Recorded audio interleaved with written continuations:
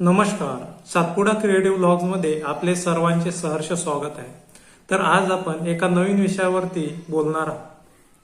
तर हा जो विषय आहे मला खूप दिवसापासून बोलायची इच्छा होती. तर मी आज या विषयावरती जे माझे काही मत आहे ते मी मांडणार आहे. विषय असा की 2024च्या निवडणुकीपूर्वी जे मुख्यमंत्री युवा कार्य प्रशिक्षण योजना ही राबवण्यात आलेली होती. ही योजना कशा करता, तर जे कोणी सांसद उभे राहणार असतील त्यांच्याकरिता मतांचा जो काही पुरवठा आहे तो करण्याकरिता यांनी ही योजना चालू केली असं आपल्याला समजते.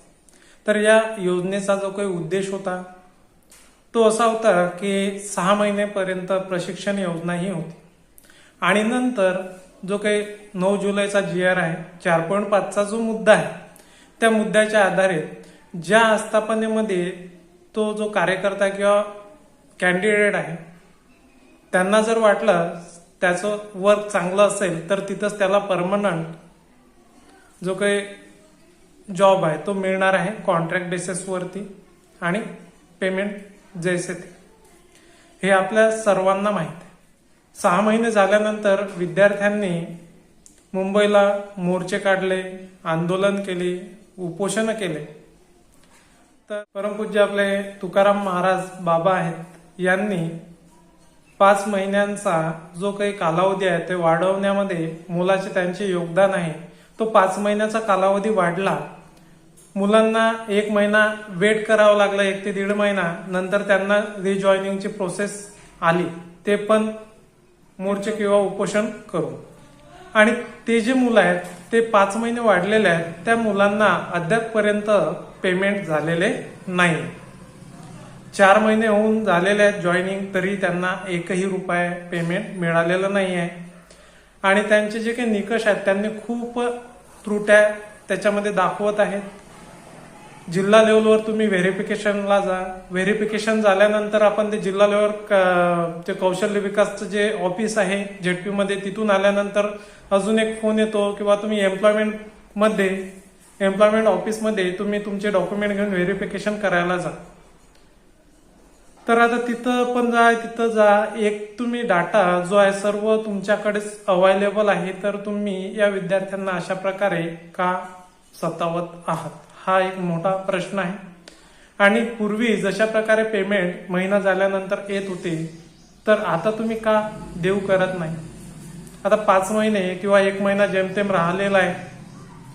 तर एका महिन्यामध्ये आता हे जे विद्यार्थी आहेत हे विद्यार्थी आता घरी जाणार की काय हा एक गहन प्रश्न पडलेला आहे. आणि अशा विद्यार्थ्यांचे पेमेंट सुद्धा मिळालेलं. मग त्याच आधारावरती एका महिन्यानंतर हे मुलं काय करणार.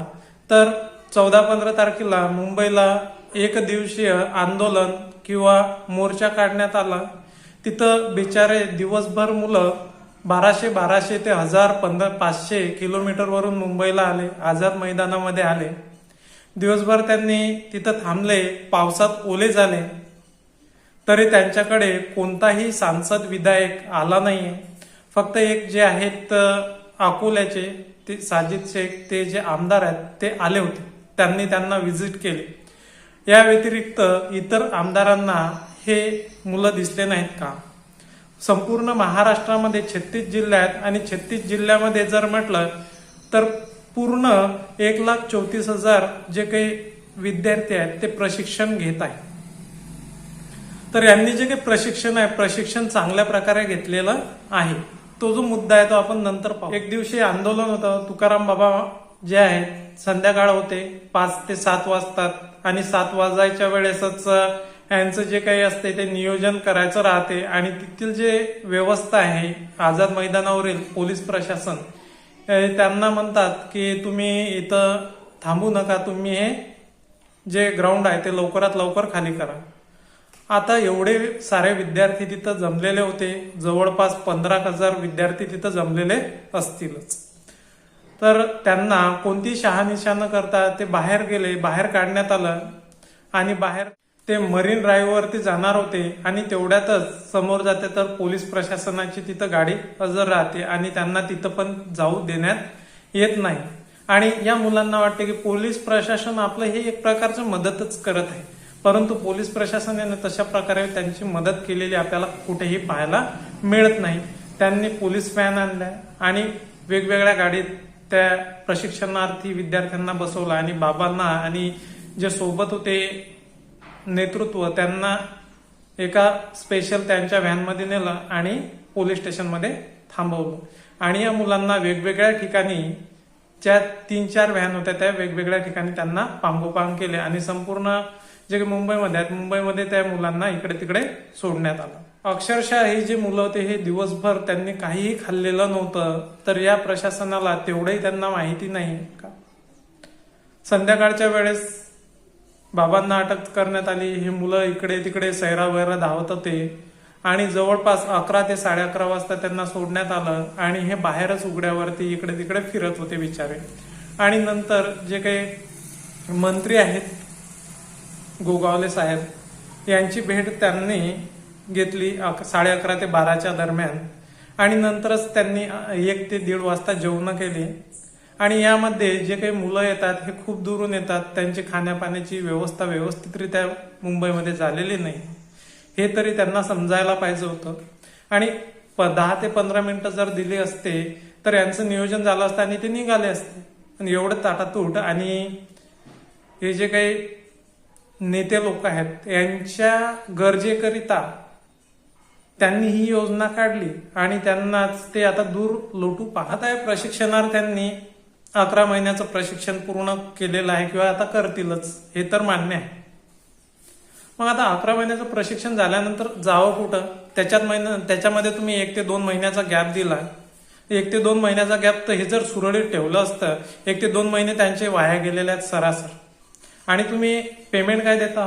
6,000, 8,000 आणि 10,000 एवढ्या पेमेंटमध्ये त्यांचं काही भागते का?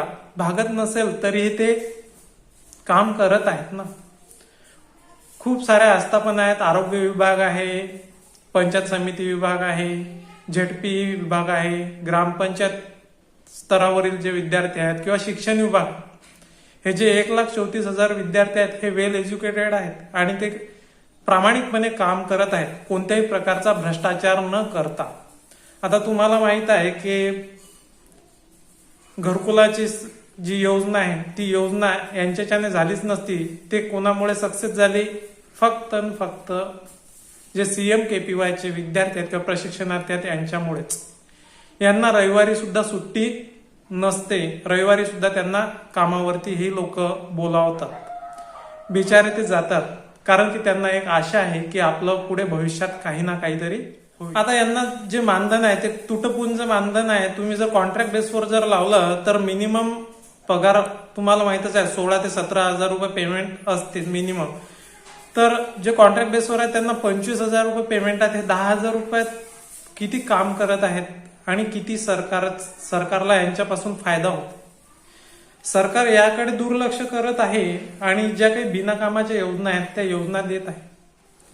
आता लाडकी बहीण योजना पूर्ण महाराष्ट्रामध्ये किती स्त्रिया असतील तर या स्त्रियांना दर महिन्याला 1,500 रुपये तुम्ही देऊ शकता, परंतु हे जे काही काम करत आहेत प्रशिक्षणार्थी यांना तुम्ही का वेतन वेळेवर देत नाही?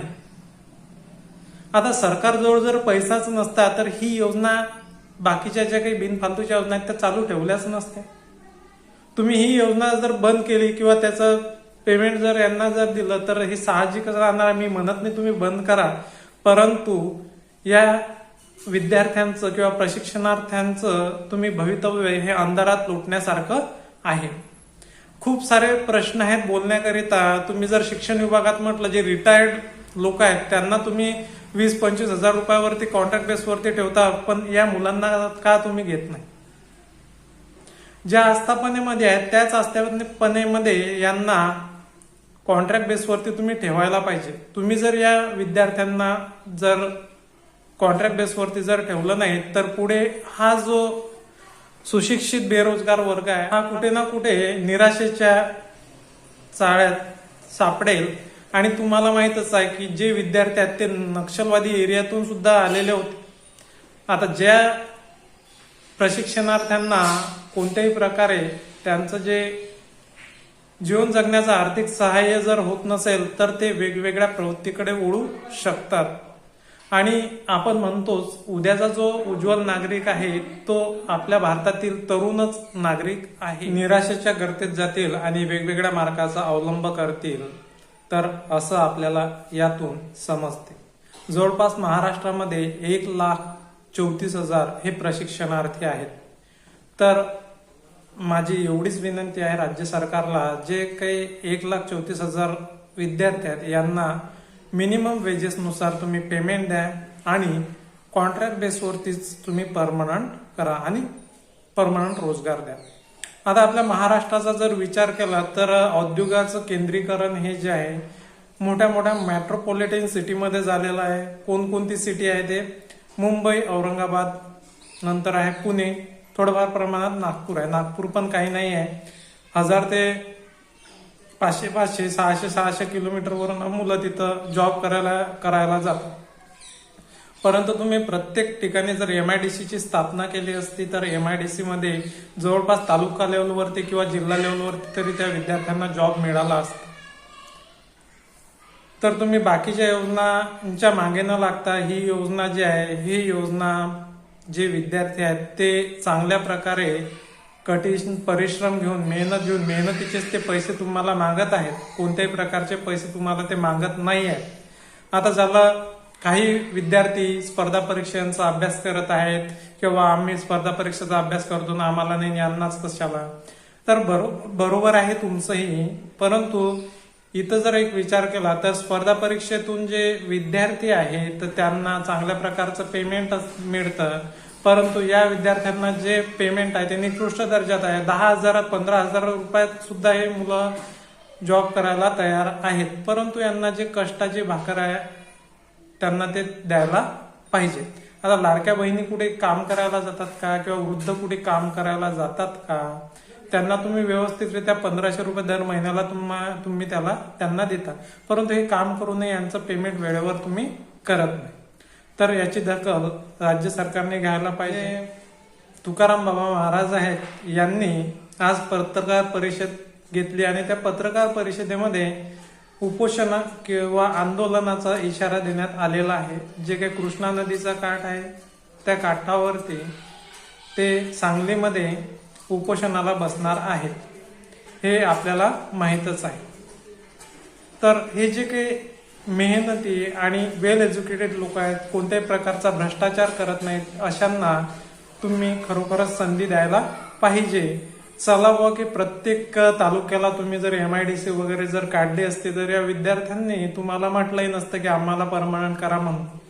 परंतु जॉब करायला कुठेच काही मार्ग नाही आहे. मी स्वतः एक वेल एज्युकेटेड आहे. शाळेवरती जर गेलो तर ते 5 आणि 6,000 रुपयावरती पेमेंट देत नाही आहे आणि त्यांची मक्तेदारी ही असतेच.